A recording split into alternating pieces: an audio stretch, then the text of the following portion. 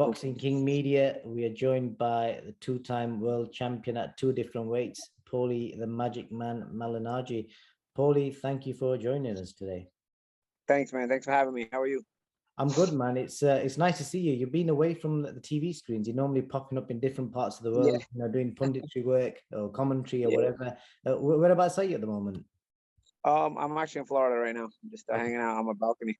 But yeah, I've been doing little jobs here and there, but pretty much keep it to myself. But I've been following the sport. It's always exciting to follow the sport.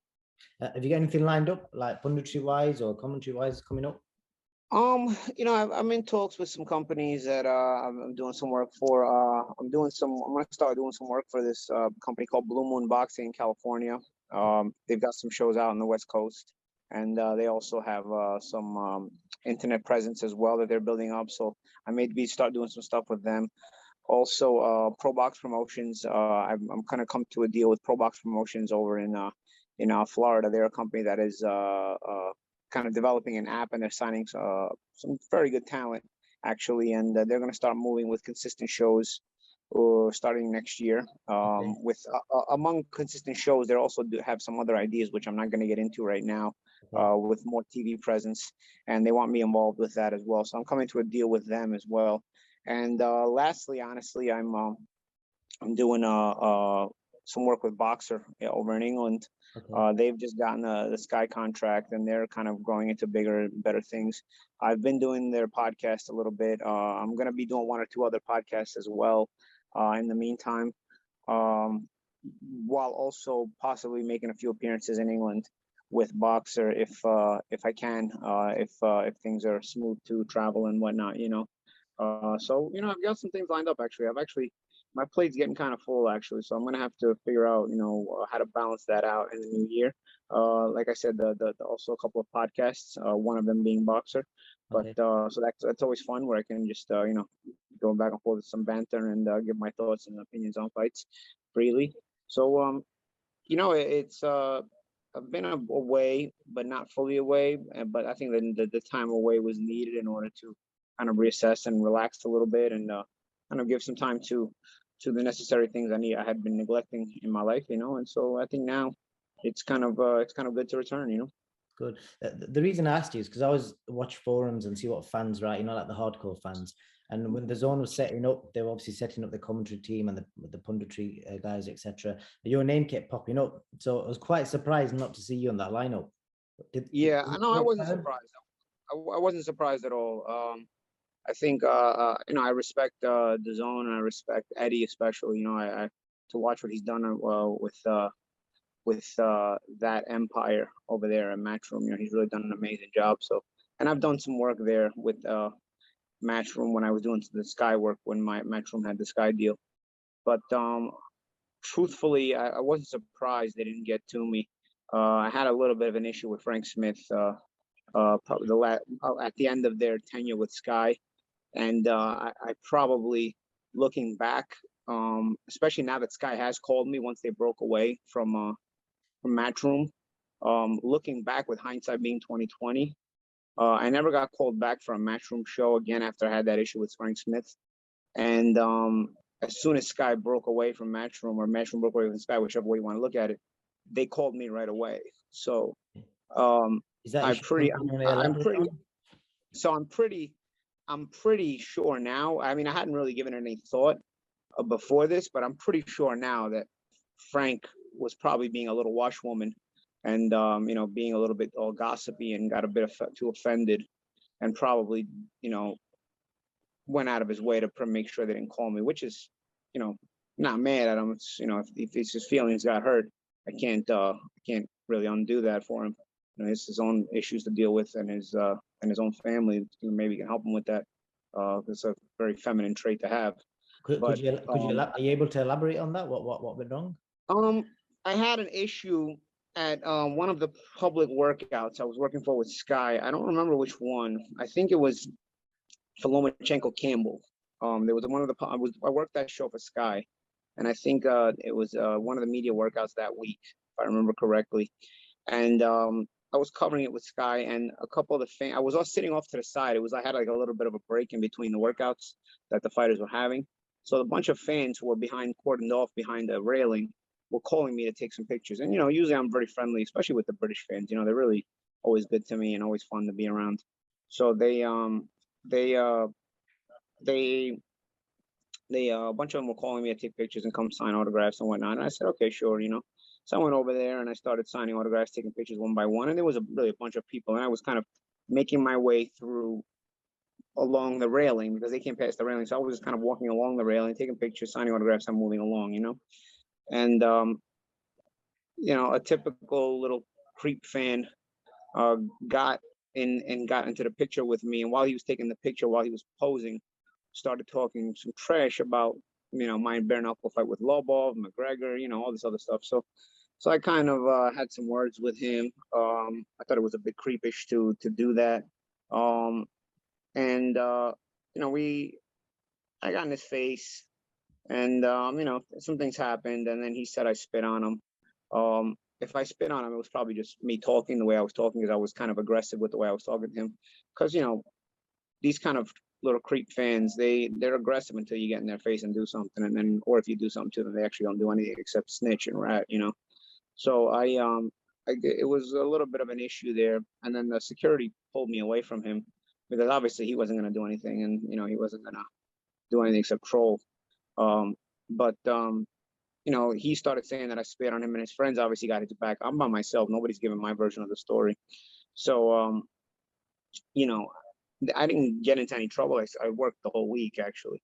But I was spoken to by some people at Sky, Adam. And I said, listen, nothing really happened. I just got trolled on in person. And, I kind of dealt with it myself, but I didn't actually do anything wrong, And then later that night, I was told Frank Smith gave that kid tickets to the fight, to appease him because he was mad at him and his friends. So when I saw Frank, I said, bro, what kind of standard are you setting? You got guys that are trolling your workers and you're rewarding them. There were so many people that were so nice to me along that cordon off line, and none of those people are going to get tickets to the fight. But the punk that started something is going to get tickets to the fight. So you're leaving the wrong example. You should have thrown him out and opened the door with his head.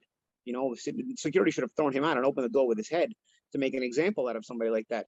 Instead, you've set a new standard where if you're nice and you know how to behave, we won't give you anything. But if you're a punk and you bother people, you're going to be rewarded. So I kind of had an issue with that, and me and Frank got a little bit of a disagreement. We had a couple of words.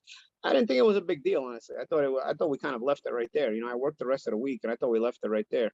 I didn't know Frank was so feminine. Actually, I had hung out with him in the past, and we were cool. I mean, like I said, nothing I can't brush off my shoulders. As a matter of fact, I didn't really give it much thought until everything happened. With Sky start getting the new deal with Boxer, and right away I was being called like crazy, and then all of a sudden I got another call and said, hey, listen, that wasn't Sky, because I thought maybe Sky was distancing themselves from me because of the disassociation I had with Showtime and the reason of a Showtime, the disagreement I had with Showtime. So I thought maybe some network were kind of going away from me because of that, which I thought was a bit exaggerated anyway, but it's their prerogative to decide that. But then once Sky made the deal with Boxer and right away they were calling me, somebody told me, listen, that wasn't Sky that wasn't calling you. That was because of Matchroom. And when they told me it was because of Matchroom, then I've never had a problem with Eddie. I actually always praise Eddie. I'll continue to praise Eddie. He's a guy who I think is an exemplary figure. I think, he's a young guy. People can tell you he's born into money. Donald Trump was born into money too, but I know a lot of people born into money that become drug addicts as well. When you're born into money and you know how to multiply it and you know how to make good on it, that's a character trait that is commendable. So I've always commended Eddie on the way he does things and how he's even grown the company even more so than his father had. Despite no matter what people say about he's born into money, doesn't matter. He grew that company tenfold at least since in my lifetime, So I've never had a bad word to say about Eddie. So I knew at that point, I said, this is Frank being a very feminine, catty catty guy. It was probably that, which, like I said, until that point, I hadn't even given it any thought, because I was just under the impression Sky hadn't worked with me because of the dissociation with Showtime. But Okay. the long and short of it, that's the way it was. Interesting story. I personally, to be honest, I'd never heard about that. Normally, Yeah. fans talk about it. Yeah, because nobody spoke about it. I didn't speak about it. Never Like I made said, the news. like I said, for me that day, it was, even after we had this, I thought the argument happened that day and it stopped that day. You know, like I didn't really take it even personally. You know, I just thought it's a difference of opinion. We had it out a little bit, but I didn't really keep it with me. You know what I'm saying? It wasn't like it stayed with me. Like I said, I had actually been cool with Frank. I had hung out with him in Marbella. When I was there, we had a good time. I don't know. For me, you know, I wasn't really offended.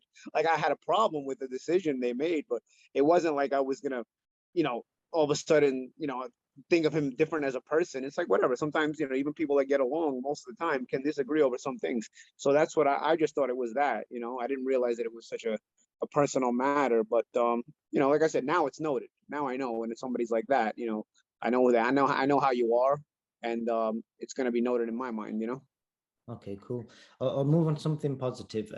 Obviously, as a boxer, you've been a really good amateur, a professional. You've tried bare knuckle, and recently you went up against a TikToker 3 weeks ago. I Yeah. don't want to talk about it too much because it is what it is.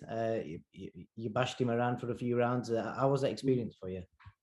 It was fun, you know. Damon Feldman. It's funny because Damon Feldman is the brother of David Feldman, and David Feldman is the president of BKFC Bare Knuckle that I fought in against Artem Lobov a few years ago. His brother Damon promotes the celebrity boxing, and he's been doing it for like 20 years, you know. Okay. So when he called me to do this, once I'd had the issue with Corey from TikTok, I was like, yeah, sure, you know, why not? You know, it's like I've had much more free time on my hands at the time, you know. So it was funny. Plus, it gained a good amount of traction. You know, even some mainstream media was covering it. And I was kind of thinking, what a shame. You know, mainstream media doesn't even cover some of the bigger fights in boxing, and they were covering this. You know, what to me was initially just a stupid disagreement. But you know, we had it out. I mean, Corey actually spoke after the boxing match we had. He's a good guy, you know. He was you know, he went for it. What can I tell you? You know, it didn't work out, but he did go for it, and that's more than most people will do. You know, like I just gave you the example of the troll fan I had in England, right? You know, most guys will do that and not go for it and not react when push comes to shove. But I gotta say, Corey, you know, put his money where his mouth is, and he went for it. You know, even despite the result, it doesn't matter. You know, in my book, you get respect for, you know, putting up a fight and standing up for yourself. You know. Well, I respect that, to be fair, because you could see the last few seconds of the last round. He was bollocks. You know, Yeah, he was gassed out. You know, but he he got hung in there and did it. It's more than I can say about most. Yeah, and going on from that subject, obviously, I don't know if you've read recently, there's rumors that Mike Tyson's fighting Logan Paul. Yeah, have you heard about that? What's your thoughts on that? I just heard about that yesterday. I don't know. You know, I don't have really a problem with it. I mean, if Mike wants to do this and they pay him and it can make him a good amount of money, especially at his age. I don't think it's a real risk. I don't think Logan is going to be a risk to Mike. You know, matter of fact, I still think even despite Mike's age, I think it's a risk to Logan more than Mike. You know, funny. I know Logan's trainer. Um, it's funny because I know him for years, and he's Milton from New York. He was in the amateur scene when I was in the amateur scene in New York, and he used to have some really good fighters. And now he's out on the West Coast. We just call him Milton from Supreme Team, but he used to call he has his team was called Supreme Team, and he always used to make everybody box lefty. You know, he was always a big trash talker. So I go back with him a long way, and it's funny now. It's nice. It's funny to see him training Logan and doing well. So I was happy for him. He was actually at my celebrity fight, you know? So I was calling out Logan after the fight, and he's like, "Hey, did somebody mention my name?" Yeah. So it was funny. Pretty impressive for him to say in a few years, I fought Mike Tyson and I fought Floyd Mayweather. That's pretty yeah. You know, even if they're post retirement, you share the ring with two iconic figures. I don't, you know, you can't knock that. It's something to, you know, as long as you don't get yourself hurt, it's pretty interesting, you know. I still think Mike, the last thing that goes is power. So you got to be careful. If Mike hits you upside the head, if you're Logan, it could still do some damage, But Logan is young. He's got that young energy. We'll see how it plays out. I think I don't have too much of a doubt that it'll sell a lot because Logan brings his own brand of sellability, marketability, and Tyson always is a marketing brand as well. So I don't really have a doubt that it's going to sell. I don't know where they're going to put it though, because I know Mike had a lot of issues with Triller. I know he had a big disagreement over the pay-per-view money, in the Ray Jones, Showtime maybe.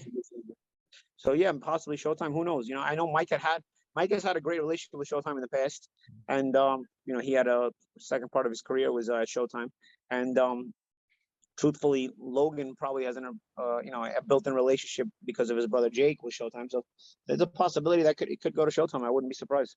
Wouldn't you love to see Logan Paul troll Mike Tyson just to see what Mike would do?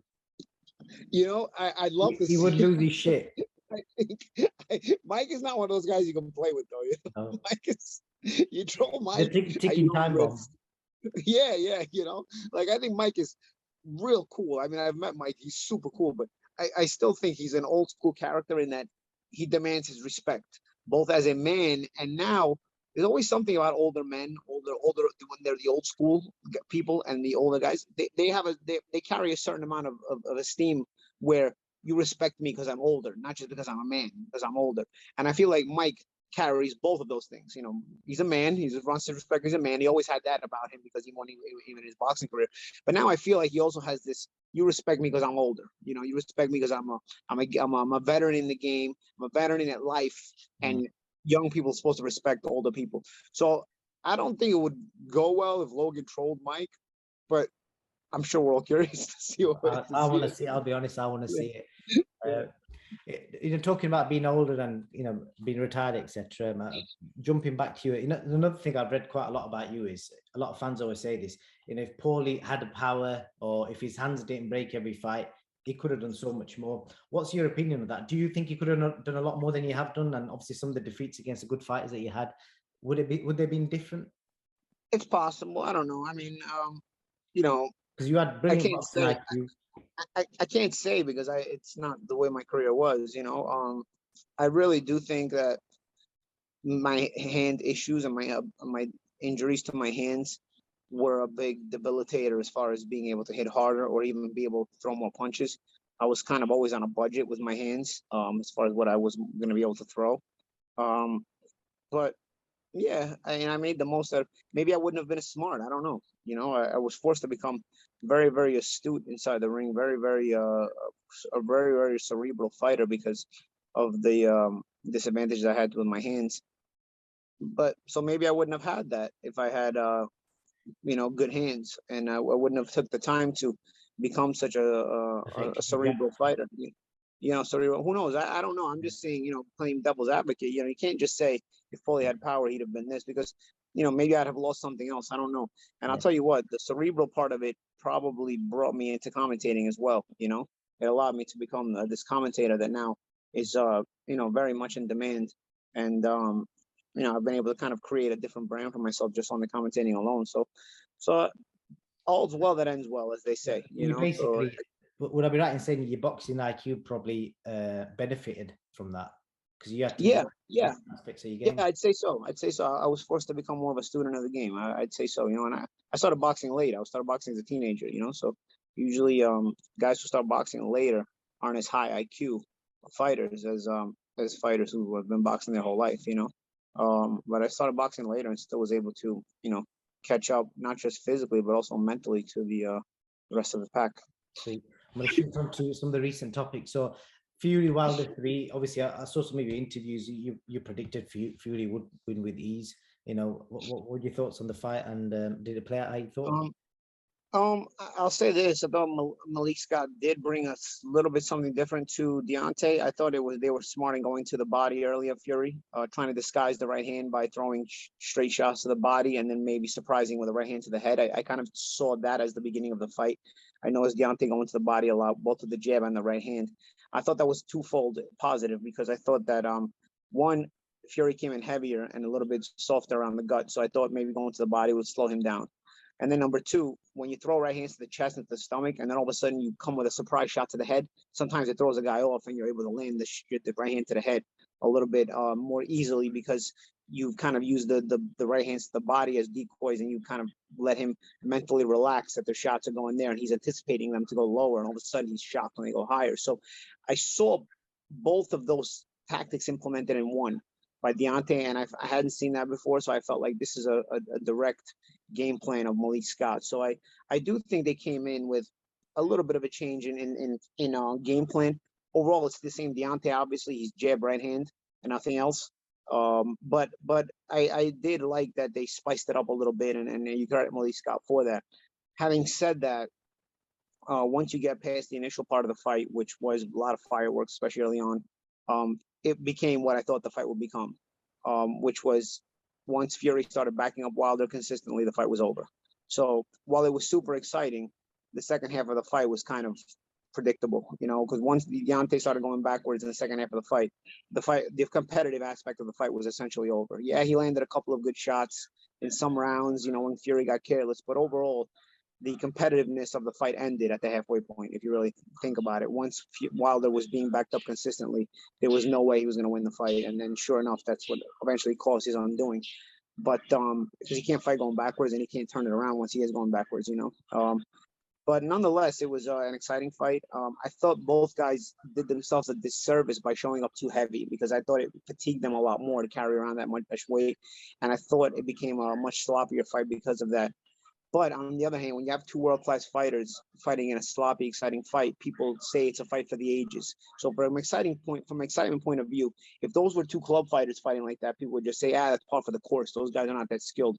But when it's two high-skilled guys who kind of diminish their level and fall to that slop fest a little bit, people tend to make it a classic fight, And I think that both of these guys are world-class, but I think that the fight became sloppy because they didn't come in at their ideal weight, either of them. It doesn't matter how physically chiseled Deontay looked. I don't think the weight was his ideal weight. I think he was carrying out too much weight, and it didn't help him in his fatiguing. Especially he's a guy who always fatigues to begin with. And then Fury also, I thought he could have finished the fight a lot sooner if he was a little bit lighter, because he would have been a lot sharper with his shots. He had Wilder against the ropes for a large part of the second half of the fight and couldn't put that final combination together for a while until finally the 11th round when he got him. And I think that was also because of Fury's advanced weight as well. So I think there's a lot to praise in this fight. I think it was very exciting, and I think it's going to be one for the ages. The trilogy itself is going to be one for the ages. Credit to both guys. But I do think that they could have fought better. They could have both fought better if they came in a little lighter. I don't think I don't think either of them were at their best. But sometimes when you have two great fighters that are not at their best in the ring with each other, the fight, I don't know if you call it diminishes into, but it falls into at least a much more exciting fight than you might have had before. And I think that's what this fight did. Okay. With regard, Wilder said in the build-up that, one of his quotes was, death is better than defeat, which as a boxing fan, I love that sort of commitment from a fighter. I don't want to see anyone die in the ring, obviously, but obviously similar to that, obviously you against Cotto, you fought on with quite a bad injury. Did you respect that side of Wilder? What were your thoughts on that? I respect, hold on, let me turn on this light. I respect the character, of a fighter that's willing to go out on a shield. Listen, and I do think that you also have to. Keep in mind that you can't have any negativity on your mind when you're going into a fight. So you have to kind of always think nothing's going to stop me, no matter how much I'm suffering. So sometimes that can lead to your own demise, even to death, right? But you don't think about the death part, I don't think any fighter ever thinks that when they're stepping into the ring, it's going to be their last night, So you kind of have to brainwash yourself. But yeah, that kind of mentality can also lead to a bad injury. But this is unfortunately the sport. This is, if you quit every time you reach some adversity, you won't have these amazing fights, and you won't have these amazing fighters either. And but sometimes because fighters don't quit when they reach adversity, they end up in a situation where it's a lot more dangerous. Okay. I know you said you've been keeping up to date with boxing. I'm going to mention a couple of upcoming fighters who've got famous boxing names. You got Nico Ali, got Ivan Holyfield, and Campbell Hatton. I'm going to mention all three carrying a lot of pressure. What's your thoughts on all three of them? Have you seen much of them? Yeah, I mean, there's obviously the pressure of having the name, but I think the name is also a big advantage because people are going to pay attention to you more than they would have before. Now, what you do with that is on you. If you can get your results, if you can take advantage of how good you look, you're going to, possibly catapult yourself and your career and your ability to make money. Now, having more attention on you is twofold. It puts you in a position to become a money fighter much faster, much more easily. But at the same time, what happens when you're in the media spotlight? You become just like anybody else in the media spotlight. It means you're going to also be criticized much more as well, and you're going to be the subject of critiques much more as well. So if you're in the media spotlight and you're not as good as some of the other fighters in the media spotlight, yes, you're going to deal with the pressure of the name, because then people are going to say, well, he's got this last name and that's the only reason he's here and all this, yada, yada, yada, right? So I think it's both positive and negative when a fighter has a famous name, but I do think it's probably a problem you'd rather have. You'd rather have that problem than have the problem of, trying to build your name from scratch and hoping that you get people to notice you. And yeah, exactly. Like I not that that's not honorable. There's fighters that make it that way, but if you had an option, which direction to take, you would always probably love to be the fighter related to somebody famous, because people are going to instantly pay attention to you. And despite that possibly bringing more criticism, the only reason it does that is because more people are paying attention to you. So therefore there's more opinions, and that shouldn't matter. The only thing that should matter is you becoming the best you can be, while at the same time you're able to get paid more because of your last name. So I there's a lot of pressure, but it's a problem I think you'd rather have than not have. Okay, I'm going to go back to the heavyweight division. I'm guessing you watched Joshua Usyk. What were your thoughts on the fight? And going forward, do you think AJ can make the technical adjustments with an American trainer, which it looks like it will be, and win a rematch? We'll see. I thought Usyk fought a brilliant fight. Fought him right on the edge of that proper distance. Was in, he was out, and I felt like Joshua was mixed in with the feint. Sometimes he'd attack, sometimes he'd feint attacking and not attack. Sometimes he'd feint and attack.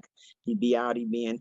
I thought Joshua really couldn't get off. People were saying, "Oh, why wasn't Joshua punching?" Joshua wasn't punching because he never felt comfortable with the range, because Usyk was changing the range consistently, and he was fighting just at the edge of range. So he could enter the range very easily, but he could also exit the range very easily. And his legs carried him the whole time. They had very good legs. So I think it's going to take some proper adjustments for Joshua. He's going to dealing with this with Usyk's ability to change range and take those rounds, because you don't want to put yourself in a hold against a guy like Usyk. I think Joshua's a tremendous fighter, man. I mean, I think he's gets a lot of undue criticism, but I think he's been excellent. I think he's been fun to watch.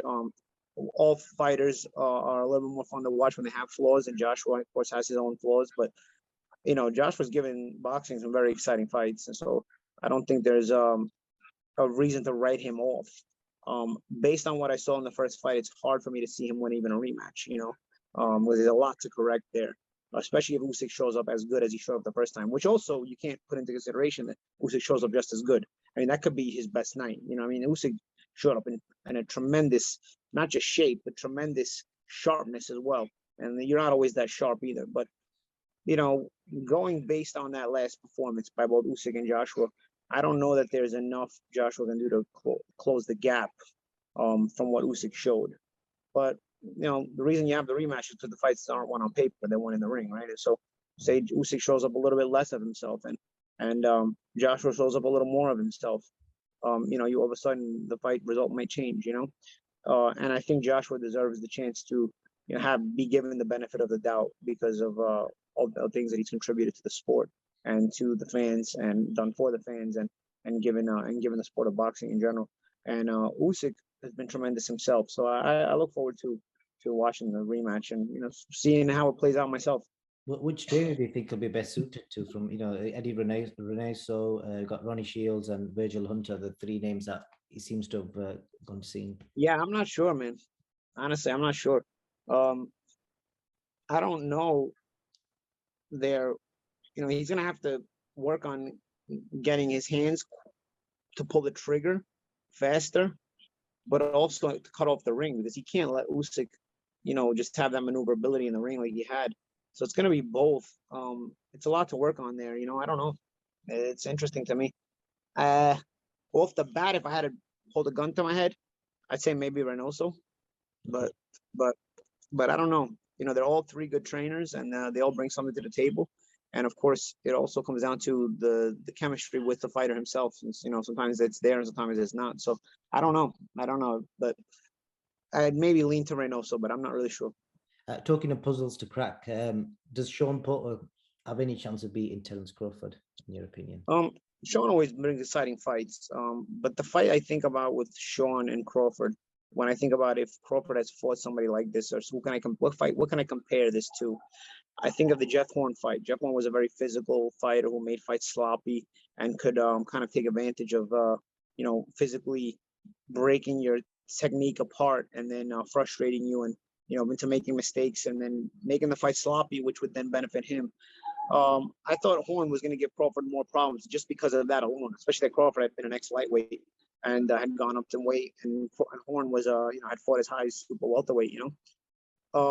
But it didn't. That wasn't the case. Not only was that not the case, it wasn't even close. So when I view Crawford's performance in that fight, I start to think, wow, maybe Porter's a little bit better than Horn, but Porter's also not as big as Horn. So I don't know. I think it's going to be a fun fight while it lasts, but it's hard to pick against Crawford in the fight.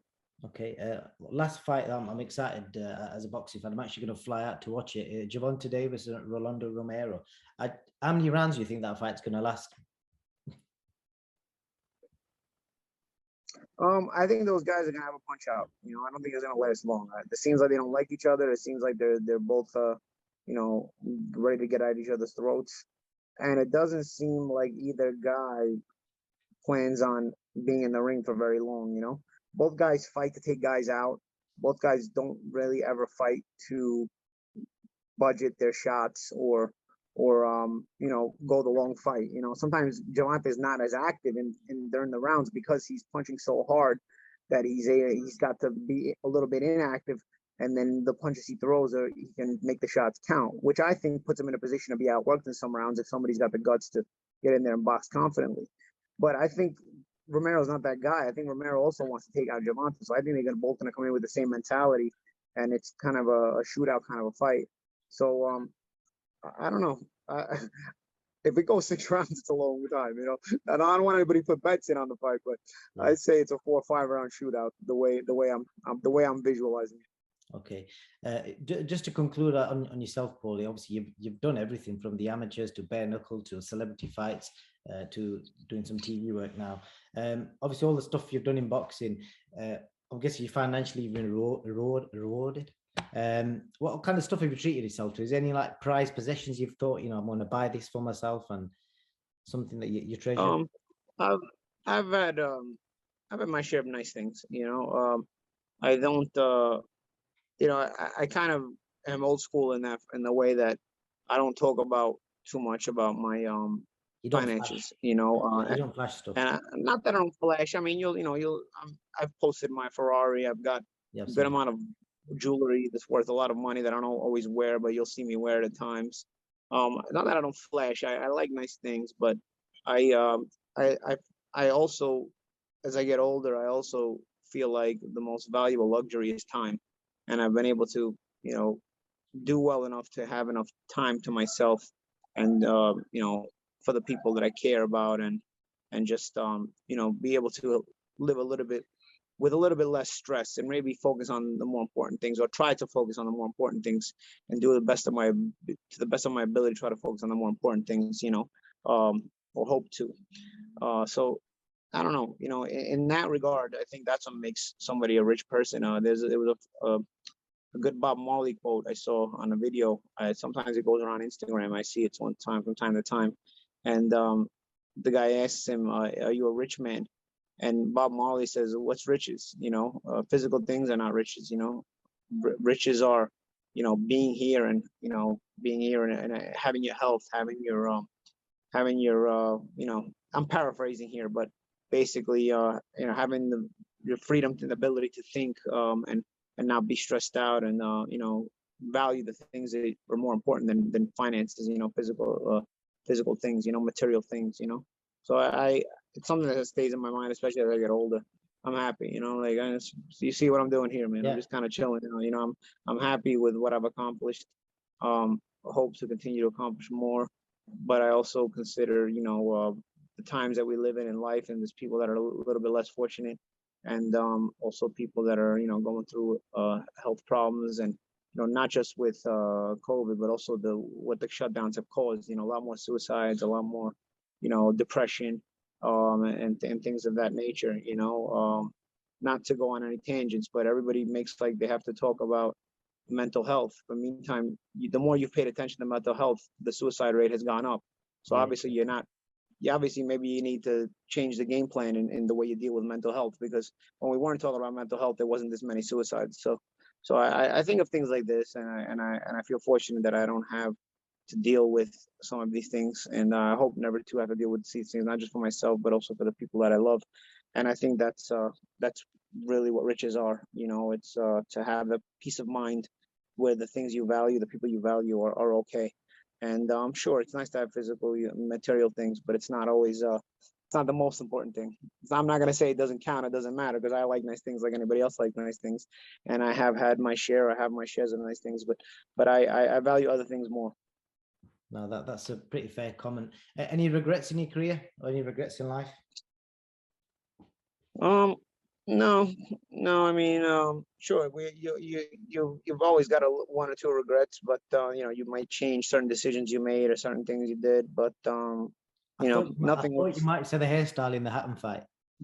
and the Endo rematch on the Hatton card. Oh, sorry, yeah, at the end of it was the Hatton fight. Well, yeah, It was a fight I'd say before. that was, Yeah. Yeah, I was probably one of the regrets. Sure, there's certain things certain decisions you made in life. You might look back and say, oh, maybe if I would have made a different decision. But you know what? All the decisions I made have gotten me here, and I'm okay right now. So we got you the Hatton fight, didn't it? So yeah. So that's good. It makes some of these memories that you'd rather change. Sometimes they're good to look back on and laugh about as well. So it is what it is. Exactly. Pauli, thank you so much for your time. I really appreciate you coming on, and I'm hopefully I'll catch you soon, mate. And you enjoy the Florida sun, even though it's gone dark. Absolutely, man. All right. Absolutely, man. Thank you, mate. Cheers. Thank Have you. a good one. Take care.